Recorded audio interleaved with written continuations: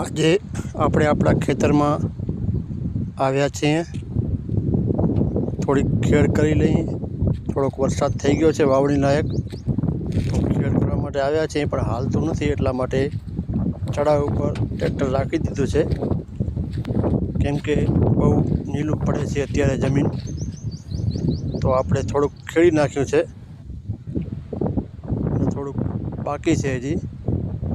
તો આજ તો હાલશે નહીં, એટલે આપણે ખેડવા માટે 2 દિવસ તડકો નીકળે એના પછી ખેડી શકાશે।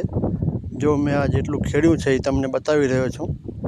આમાં બહુ તાણ પડે છે, ટ્રેક્ટર દબાય છે, ટ્રેક્ટરનો ટાયર ફરે છે, એટલે આજે તો જેમ તેમ કરીને થોડુંક હલાવ્યું, પણ હજી થોડુંક નીલું પડે છે, એટલે આ ખેડવા માટે 2-3 દિવસ તડકો નીકળે એના પછી હવાય। તો મિત્રો, આજે જે બાકી હતું એ ખેડવા જવું છે, તો આપણે ટ્રેક્ટર ચડામાં રાખેલું છે, કેમ કે થોડોક ચાલુ થવાનો પ્રોબ્લેમ હોય છે। તો આપણે આ દાંતી જોડી અને ટ્રેક્ટર પહોંચાડીએ ખેતરે અને ચાલુ કરીએ કામકાજ આપણું। તો દાંતી જોડી લઉં।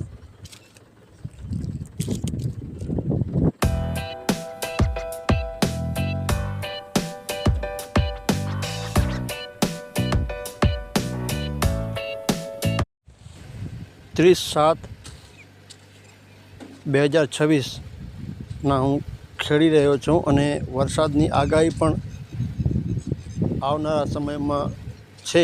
1 અને 2 બહુ ભારે વરસાદની આગાહી છે। તો એકવાર આ ખેડાઈ જાય તો સારામાં સારું રહે, અને એના પછી વરસાદ થાય તો સારું જમીન પાણી પીવે અને ખડ પણ ઓછું થાય, કેમ કે વાવણી પહેલાં બીજી વાર જો વરસાદ થાય તો બીજી વાર પણ ખેડવું પડે। તો અત્યારે એકવાર તો ખેડી નાખીએ અને આડા ચાસમાં પાછું ખેડી નાખશું, એટલે ડબલ ખેડ થઈ જાય તો ખડ ઓછું થાય।